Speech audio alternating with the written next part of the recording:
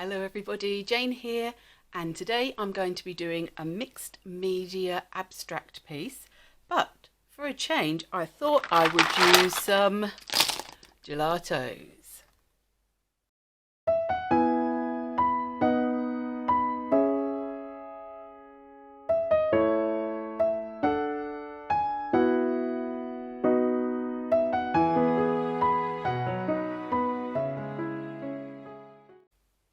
Hi everybody, thank you for watching my channel today. If you're new, welcome. If you enjoy this video, I do hope you'll give me a thumbs up and click on that subscribe button. If you are a returning watcher, thank you very much for coming back, and I hope you enjoy what I do today. Now, I am going to be using a colour palette from this book, which I got from my birthday money actually at Christmas. I had to think then, because I got so many things that were Christmas presents, birthday presents, but then I did also buy a couple of bits. I'm going to be picking a colour palette. I've debated long and hard about how I was going to do the colour palettes in this book. I will already, at the time of filming this video, I do believe I've already scheduled a colour palette video that I did in time lapse with music. And I chose that because I thought it went with the time of year. And I thought, shall I do that, or shall I do like do a number generator and choose palettes randomly? But then I thought, no, I want to sort of go with the feel of the season, the time of year that it is here. I'm based in the UK, so at the moment we are in winter.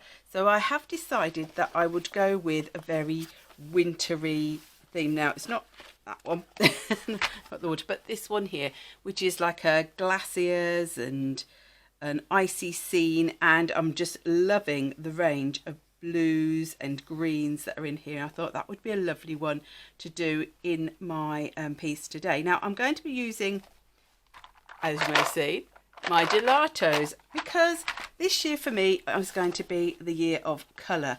That means experimenting with colour palettes, experimenting more with colour mixing, so that I don't necessarily have to buy so many different colours of things. I can mix my own, see what different shades and tones I can get from colour mixing, and also using my different colour mediums. Now, some of those are new because I got them for Christmas, but my aim this year is also to really cut back. I don't want to say I'm doing a no buy or a low buy, because just like I don't like the idea of resolutions, I don't like to put that kind of pressure on myself.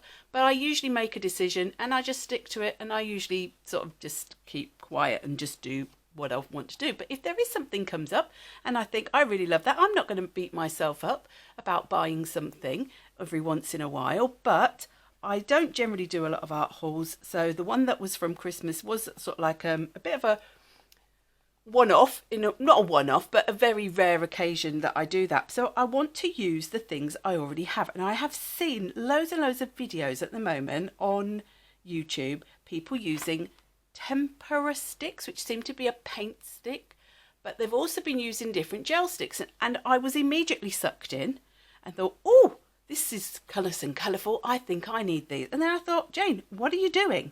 You have 2 pots of these. Now you can see that these are not new, because they are, I do believe they have changed the packaging on these gelatos now. These were when they were all the packaging was opaque. I think they have like a transparent or translucent packaging nowadays. I bought these years ago when it was really the in thing to have gelatos, and don't get me wrong, I enjoyed using them, and I did use them for a little bit, but I didn't use them anywhere near to the extent to justify the cost of the product. So this is my year to get things like this back out and use it within, especially my abstract mixed media projects, because they're ideal for things like that, where I don't need to be precise, where I don't, not a lot I do is precise, but they don't need to be like delicate little lines. I can put down swatches of colour, and hopefully by me doing things like this, and I've got lots of products that I've had for years that I really do not use to the extent they should be used. Hopefully you will have a look in your stash, and before clicking on that buy button, maybe think, what have I already got It won't be exactly the same, of course it won't, but it might do the same sort of job, or it might give you the same sort of look, or sometimes you don't want it to be exactly the same as what everybody else is doing. It'll give you something that you can make your own. So that is my aim for this year. So I have got my gelato, so they are going to be my basis of my project. And as you can see, I'll bring that one back in. I do this quite a lot with certain products. I split them into warms and cools roughly, just to make it slightly easier, because obviously if you've got a massive box of these, and these were lots of different sets, I bought them over time. I didn't buy a massive set. I bought lots of different smaller sets, slightly medium-sized sets, and then I just mixed them all, which does mean that I actually do have some crossover of colour. I think I've got 3 golds. I mean, no one needs 3 gold gelatos in their life unless they are really, really into gelatos. But so there is a bit of a mishmash in here, but I've got some that are metallics, but mostly I think they're just normal opaque gelatos. They are by Faber Castell, and in this one I've got my greens, blues and purples, which is what I'm primarily going to be using today, so I can put this other one away. This has got my pinks, my oranges, my yellows, my reds and my browns in. So I'll put those back into their little drawer unit there. And let's have a little look and see what we've got that will fit this colour palette. Now, so these are some of my favourite colours. Now, I haven't got a lot of really tealy, sort of turquoisey blues, but I have got this one, I think, would go sort of along with that one. Well, let's have a look at the colours. Oh my goodness, it is very, very pale, and my eyes are not the best. I really cannot read that. I will have to have a look afterwards, because I'll have to enlarge it on my tablet and tell you in the description box. But I will list the products in the description box below. Now, I'm thinking that's sort of along that one. I feel that might be a metallic. I don't know why. I've got a feeling that's a metallic one, but that doesn't matter because it's got like that shiny look, hasn't it? We've got a very, very pale blue. I mean, I could go with that one, or I could use a different product for that. I might actually, what I'll do is, I'm going to use a mixture of medium, so I won't use one of the gelatos for that one. Then we've got very dark blue, and again, I'll go for those two. I'll go for something else, and then we've got this really sort of tealy turquoise. So this one's called Snow Cone. I can just about read some. Oh, this one I can read. Cotton Candy. Oh, actually, do you know what? That's Black Cherry, which is more of a purple, but I feel that that goes more with that than... Oh no, I wasn't going to do that one, was I? Oh dear. Let's go with... If we go with... Should we go with that one? We'll go with that one. Snow Cone, I do believe that was. And we'll get a... This is...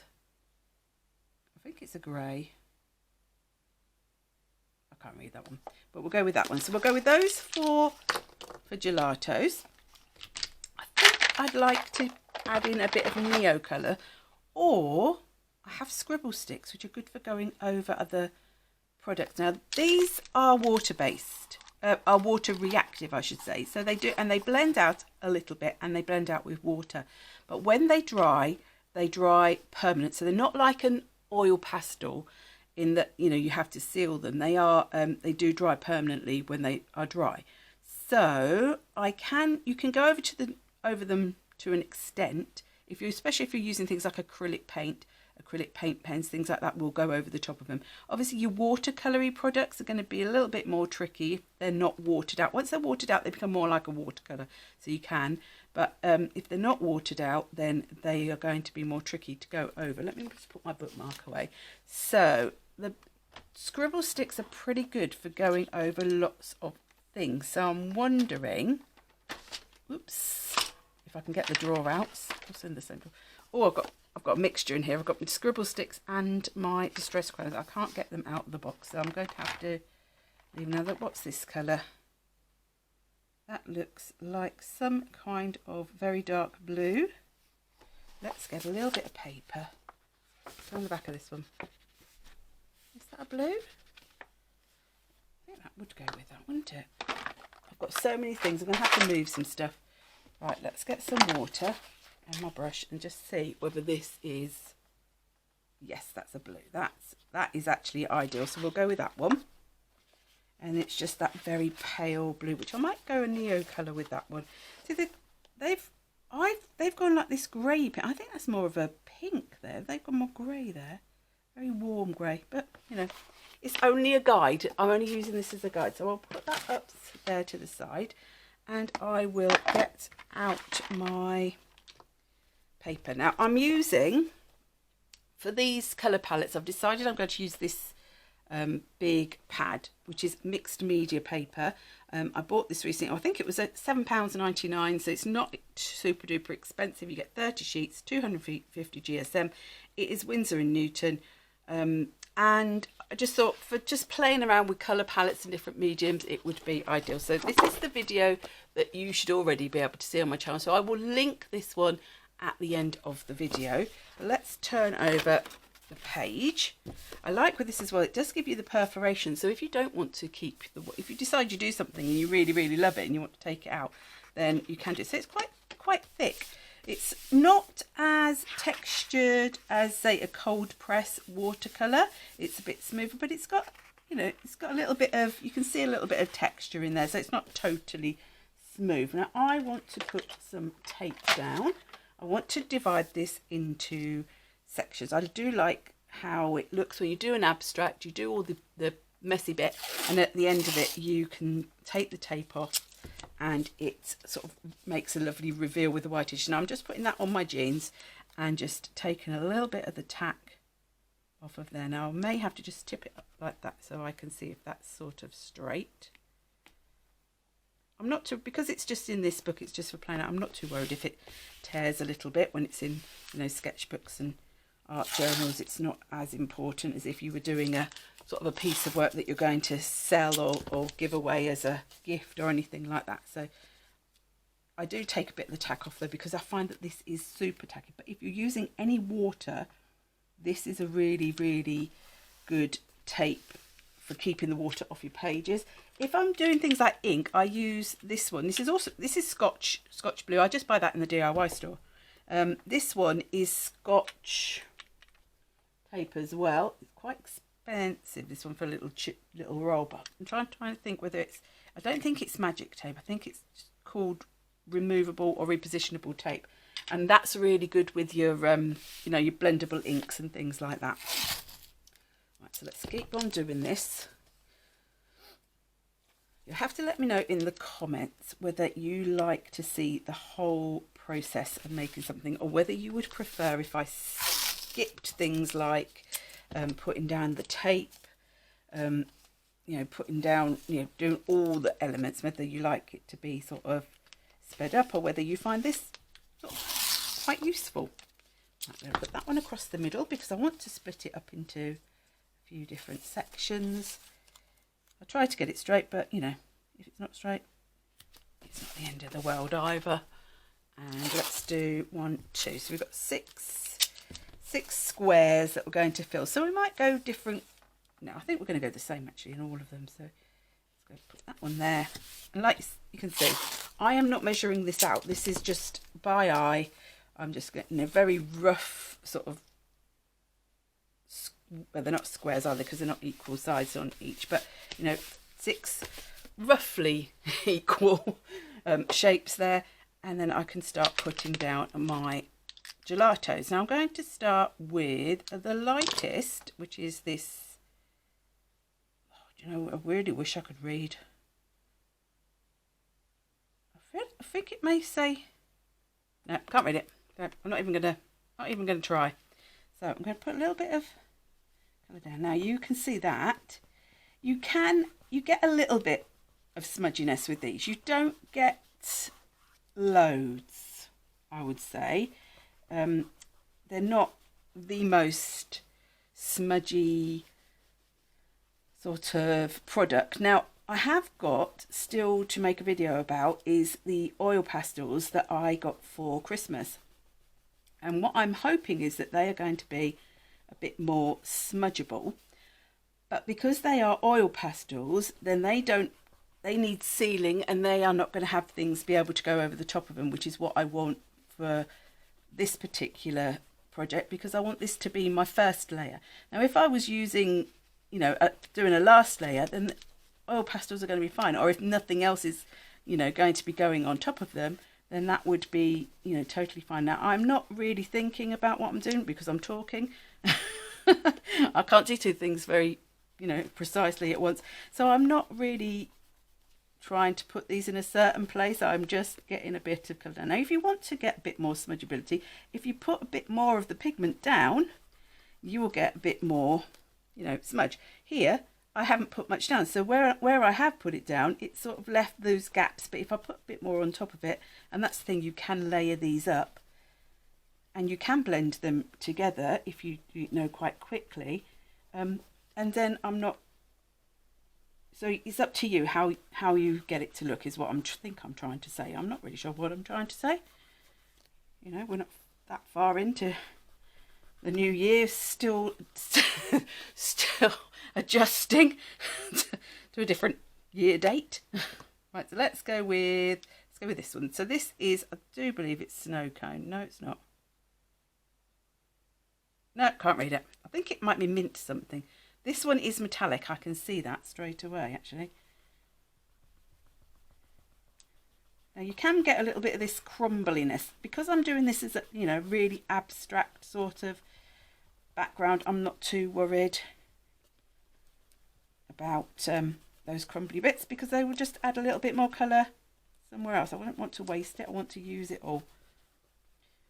Now you can also, with gelatos, if there's something that is already in your stash, and can I just say, I'm not showing you these saying this is a product that you now need to be going out and buying it if you don't have it. I'm showing these because I am pretty sure that there will be people out there who already have these like I did. And what I want trying to say is use what is in your stash. If you've got gelatos already in your stash, then, you know, get them out, have a go if you want to. If you haven't already got them, but you've got something maybe similar, you might have Tim Holtz Distress Crayons, which act in a similar-ish sort of way. I'm not going to say exactly the same because I know that that will probably upset people if I say they're the same sort of thing, but the same thing. But they are the same sort of product is what I'm trying to say. So you could get similar effects. They have slightly different properties in some ways, but, you know, on the whole, they're going to do the same sort of job. So you do not need, you know, to rush out and buy the exact product that someone is using. You can sort of have a look through your stash. I mean, you could do this same sort of thing with your oil pastels if you're not worried about putting anything else on top of them. And I think you know what I'm saying. All right, so let's go with this one. Or is this the snow cone? No, this is cotton candy. I didn't use snow cone in the end. These are very, very icy sort of colours, aren't they? So let's get that down.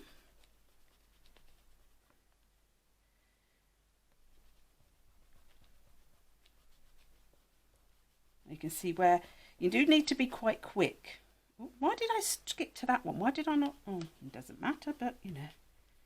And like I said, look, you can go over the top of another gelato and you'll get that slight colour shift as well. So you can mix and blend with these.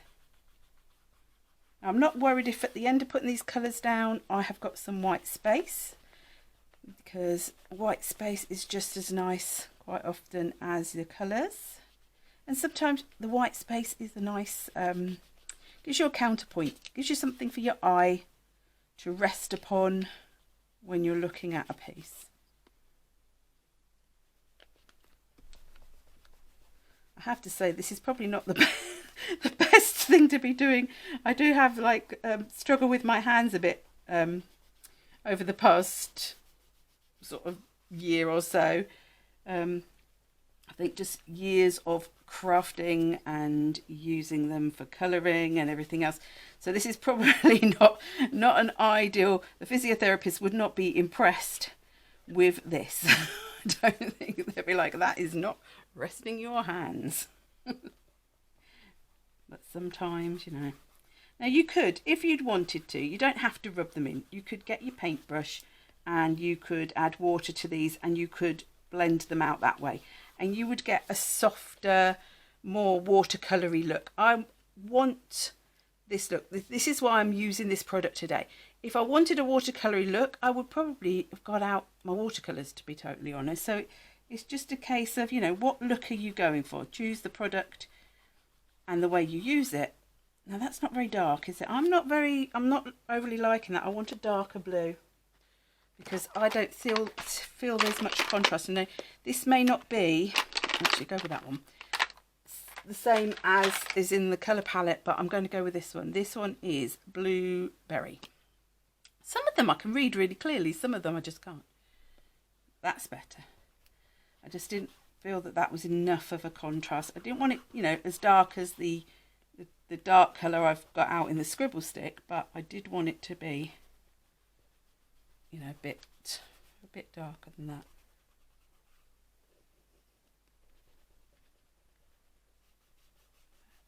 And this is what I love, just going over those bits where the tape is, so that when you remove that tape, you get that really distinct, crisp line between where you've added colour and where you've kept the tape.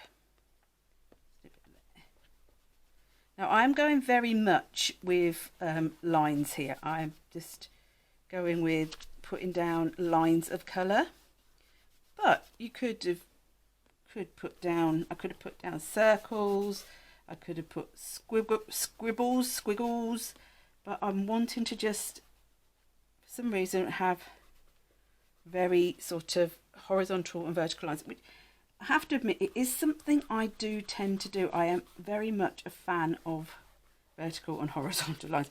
I do have a bit of an issue with doing diagonal lines, not other people doing them, me doing them. So I do find that more of a trick. Now some of mine have got, I think they've somehow broken in that they don't go down, so I just have to squish the lids on, but you know, such is life. Right, let's give my hands a little bit of a wipe because obviously that's all over them. Now let's go with this. I may actually now do some circles.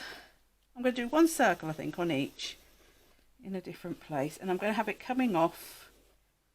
Maybe this one I'll have right in the middle, just to go rogue. And let's go, yeah, just to have a little bit of something different. And this is when, because the Scribble, these are the Dina Wakley Scribble sticks. I have actually used these quite a lot, but you don't, they take such a long time to use up. So I tend to use this end if I'm drawing with them. If I want to colour, you can sort of like pick the colour up, and I tend to pick it up off of the bottom part of the stick. I've got a feeling that's probably there you go, I can see it's marine. It's marine. I knew it was going to be marine or night, but you can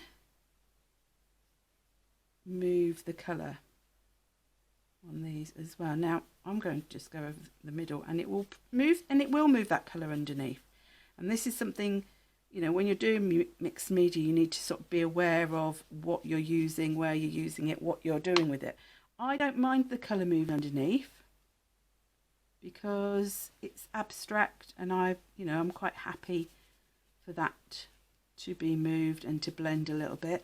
I'm not going to do it too much, but I'm just going to put a little bit just to water those lines out slightly. You can use the Scribble stick and just leave it like that if you want, but it is also, you know, a water soluble product. Now I think, from what I can remember, because again I have had these quite a long time, that they are a semi-permanent when they dry, that you can still, if you got something and you really scrubbed at the line after a while, you would still be able to move the colour, but they are, for all intents and purposes, as long as you're not doing that, if you just accidentally like dripped a little bit of water on it, it's not going to move it. Like when you use some of the sort of more distress ink type products, you know, you only have to, the water's only got a glance at it, and it will move the colour. So it's not always the best thing for putting up the bottom of a piece, because, you know, you don't always want things to be moving all the time. But these, you know, they'll move to it. So like there, that's landed on that drop of water. It's not moved it. If I scrubbed it, it would probably move it, yeah. But if I just dabbed that up, that would have been fine, but I was just making a point. So I'm going to leave that to dry for the moment, and then I will come back and add some more. Okay, so I did give it a little bit of a heat.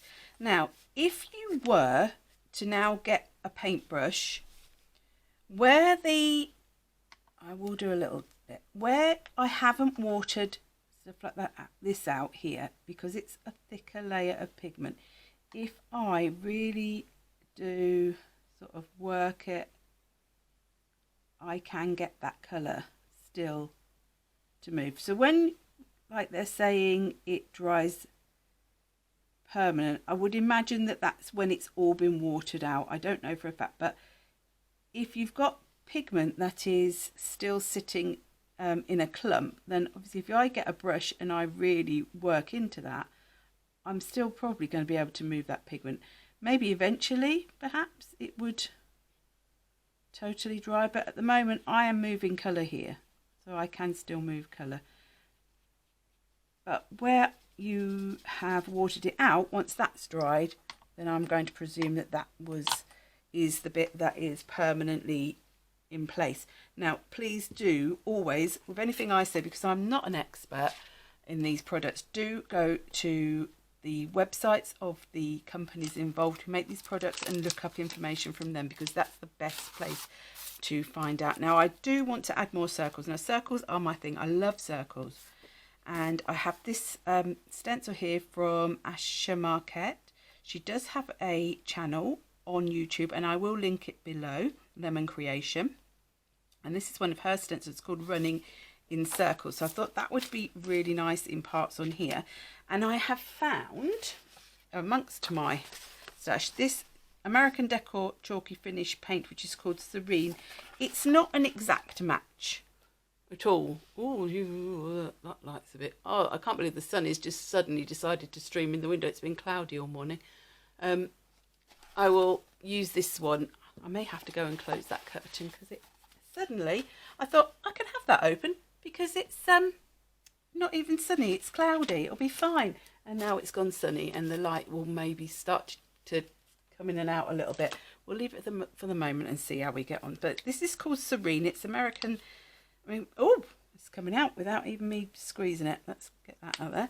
Americana Decor. And I like to, when I'm using acrylic paint, I do like to use one of these sort of stipply brushes. Now, I think I'm going to go...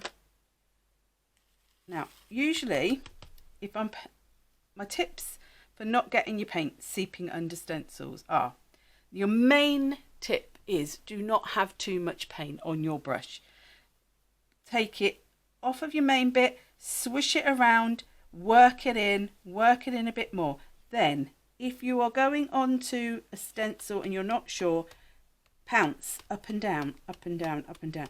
If you get to a point when you can see that you have not got that much paint on there, then you can, I swirl it a little bit, but I hold my stencil down. Now, if you're concerned about holding your stencil, you can use like a repositionable spray. I tend to just hold mine because I'm always just being very quick, and then lift it up. Don't pull it across because you want to lift it away from the paint. So that's that one there. Let's have a bit coming in from this corner. So I know I haven't got too much on my brush, so I am quite happy to go straight in with the swirling motion. But if you are not sure, like I said, do that pouncing action, that stippling sort of effect, and then lift. And we'll go there. Let's have, now I'm going to have to move it this way because I don't want to stick this in the paint. I'm going to have this a bit further over. I really do love this stencil. Circles upon circles in a circle. I mean, you can't get more circles than that, can you really? Anybody else got a favourite shape out there? I think the circles are just such a happy shape. They just really are. And on there, let's come in from this corner now, on here. Now I could come right, like as a 90-degree, oh, I'm going to do that actually, I'm going to do that. It's a bit of a 90-degree sort of right angle there, so it's a quarter of that circle. Bit of maths there for you, see? There we go, get that on there. Let's have some coming in from this. So let's just have a little bit on this one. So I'm just varying what I'm doing. Some going to have more, some going to have less. I do like to make sure that they're all looking, you know, a little bit different from each other, just to add to the interest. Now the one I haven't got any coming in from the top, but this does mean, does that make any sense? I am going to have to sort of think about the fact that I don't want to lay it on that one. So what I do is I'm going to put my finger there, hold that up. Can get a bit awkward, but you know, I'm going to, and if it smudges slightly, it doesn't matter. It's going to have other things on top of it. It's, you know, it's in my sketchbook or my journal or my pad. It's not, you know, the end of the world. There we go. So just a little bit of stenciling on it. I'm going to pop that in the water. I could, and normally what I would do is I'd take this bit of paint, I'd get my other journal out and I'd just put it on there, but I'm not going to do that today. But what I'm going to do is I'm going to leave that to dry, and I'm going to go and close that curtain. I'm back again, and I have closed the curtain. I feel a bit bad because yesterday it rained all day and it rained all through the night, and the sun is just coming out and I'm like, shut the curtain, shut the light. I will open it again after I've finished filming this.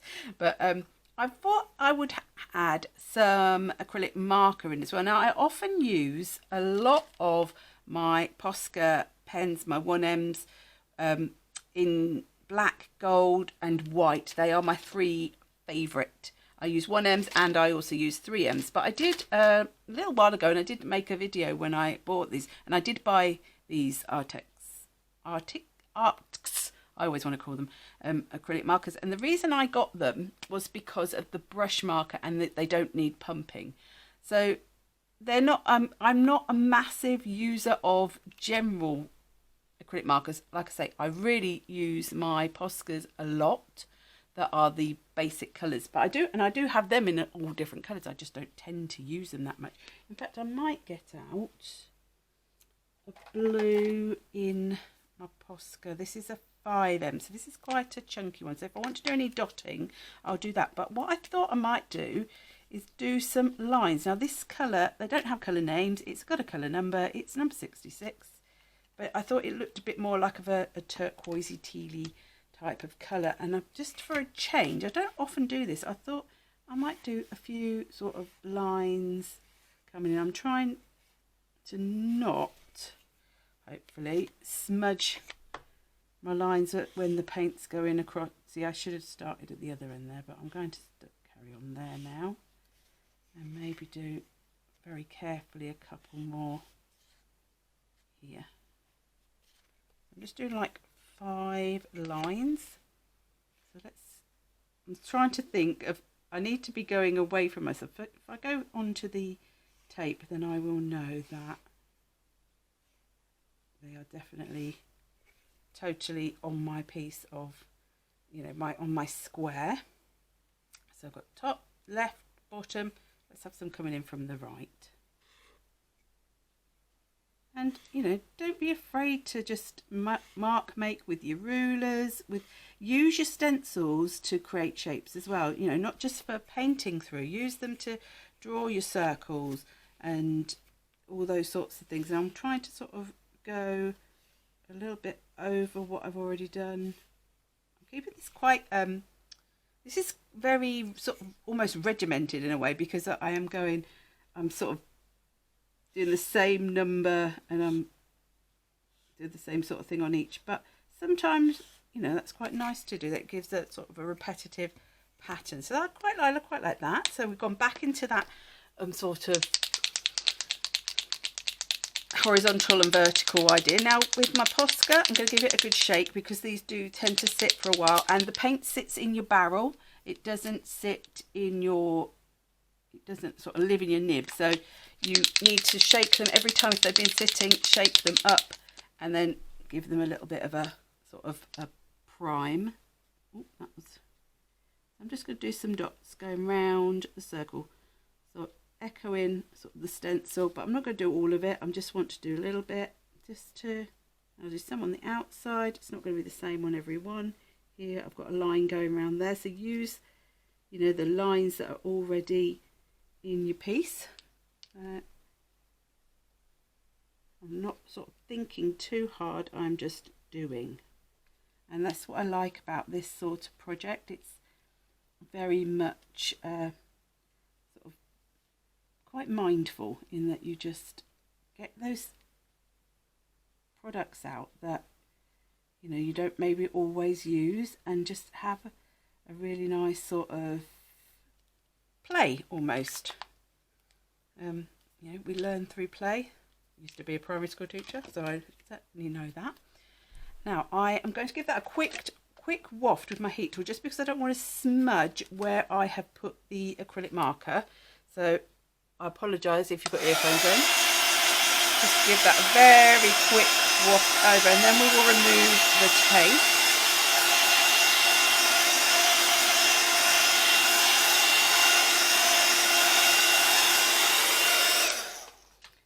You could go on and do even more on this if you wanted to. Now, when I'm taking the tape away, if you heat it, it should hopefully help to loosen the glue. I tend to try and keep my tape, as I'm pulling it off, keep it really flat to your page, and that helps not tear it. But, if it does start to tear, just maybe sometimes stop or slow down and start from the other end. This one's not too bad actually today. That was coming off quite nicely. And remembering how you put it on. So I remember that these were the last ones I put on. So these are the ones that are on the top. Then I will have a look and see how I did the outside ones.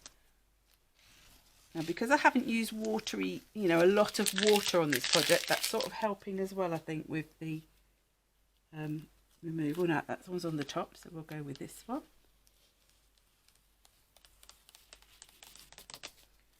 Love this. Is my favourite bit, is when you get this lovely crisp outline to what you've done, and it just, if you was looking at it thinking, oh my goodness, I don't really know if that is, what on earth is that? Just by taking off the tape and revealing those edges, it makes it into little works of art. And even if abstract isn't your thing, I would always just say have a go, because it is very, very freeing, very, very mindful. But also, if you want to learn about how your products work, what works with what you can do with them, it's a real sort of, I can't think of the word, but a way to do it without putting any pressure, a pressure-free way of using your materials. You're never wasting your materials. The only wasted material is the one that sits in a drawer, like mine have for the last however many years, not being used. That was wasting them. This is not wasting them. If I didn't like this and I threw it in the bin, I still haven't wasted anything. I haven't wasted product. I haven't wasted my time, because I've had enjoyment doing it, and that is the main thing. And that's what I think I really want to take into 2025 as well, is that it's the process, the fun of it. Now, I could put a sentiment on it, and this one I did. I am a bit of a word person. Oh look, it's very different actually. I thought that I'd done the same, but I haven't. So they might end up looking very similarish. I think I'm not even going to put a sentiment on it. I'm going to leave it as just being an abstract piece, and I really love it, and I've had enjoyment, and I've used my products, and I've learnt more about them. And by learning more in like a really sort of pressure-free way, then I'm more likely to use them in other sorts of projects as well. So I hope that was useful. I hope that was enjoyable. If it was, please do give me a thumbs up. Please do give me a subscribe if you're not already subscribed. And if you want to be notified, apparently you click that little bell and it notifies you. I never click the bell, I'm going to be honest. And but I look regularly on my YouTube pages to see who's put some new videos up. But if you want to be notified when a new video comes up, and I do videos now on a Monday, on a Thursday, and on a Saturday every week. That is my plan going forward. I've been doing it the last couple of months. I'm hoping that will continue. Obviously, you can never say what's going to happen in the future, but that is my plan at the moment. So please do those 3 things: bell, thumb, subscribe. And I'll see you again soon. So thank you very much for watching, and bye.